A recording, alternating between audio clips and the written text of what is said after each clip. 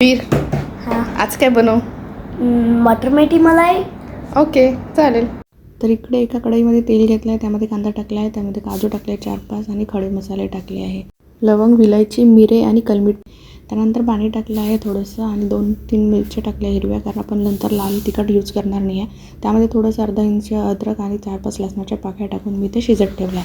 तर आपल्याला इथे कांदा हा ब्राऊन करायचा नाही आहे, नाहीतर भाजीचा कलर चेंज होतो.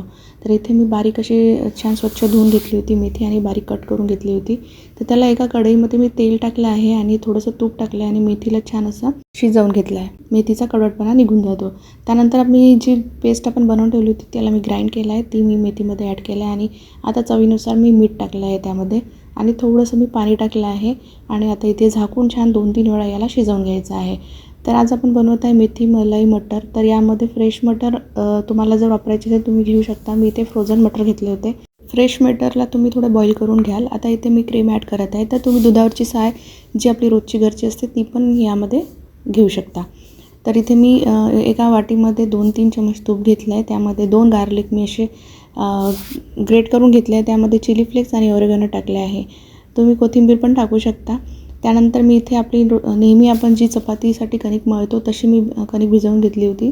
त्याला रेस्ट करायला ठेवलं होतं थोडा वेळ आणि मी आता इथे चपाती लाटून घेतली आहे नेहमीप्रमाणे. त्यानंतर जे आपण मध्ये गार्लिक टाकून जे बनवलं होतं ते त्याला लावून घेतलं आहे पूर्ण चपातीवर आणि त्यानंतर मी अशी प्रकारे फोल्ड करून मधातून कट करून घेतली आणि याला एकमेकांना परत जोडलं आहे, म्हणजे याला लच्छे छान येतात. तर आता इथे मी ड्राय पीठ घेतलं आहे थोडंसं आणि हलक्या हाताने ही चपाती लाटायची. जास्त भार देऊन किंवा जोर देऊन अशी लाटायची नाही, नाहीतर त्याचे लच्छे निघणार नाही. तर याला हलक्या हाताने अशी चपाती छान लाटून घ्यायची. तर याला दोन्ही साईडनी तूप लावून तुम्ही शेकून घ्या. तर यावर तुम्ही बटर पण यूज करू शकता आणि ही तुम्हाला अशी पण खायला आवडेल. ही अशी पण छान टेस्टी लागते. वीरला निम्मीला तर अशीच आवडते. तर तुम्ही एकदा नक्की ट्राय करून बघा आणि याचे लच्छे पण खूप छान येतात आणि ही गव्हाच्या पिठाची आहे, मैद्याची नाही आहे. तर खायला पण पौष्टिक आहे. तर तुम्ही एकदा नक्की ट्राय करून बघा. तर तुम्ही आता इथे बघू शकता, मी तुम्हाला इथे करून दाखवते ओपन. तर याचे छान लच्छे पण आलेले आहे आणि क्रिस्पी पण झालेली आहे ही. तर तुम्हाला क्रिस्पी नसेल आवडत तर थोडं कमी शेकून घ्याल आणि जर आवडत असेल तर थोडं जास्त शेकून घ्यायचं. तर अशा प्रकारे मी सर्व लच्छे पराठे रेडी करून घेतलेले आहे. चला तर आता आपण वीरचं रिॲक्शन बघूया. वीर, ओ मम्मा, हे काय आहे? Cheese garlic paratha.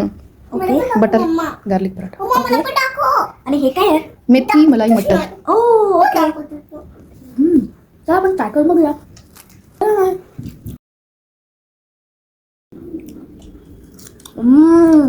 काय खतरनाक झालाय मम्मा. थँक्यू. तुम्हाला ही रेसिपी कशी वाटली नक्की कॉमेंट करून सांगा आणि भेटूया अशा सिंपल इझी रेसिपीसोबत नेक्स्ट व्लॉगमध्ये. Bye bye.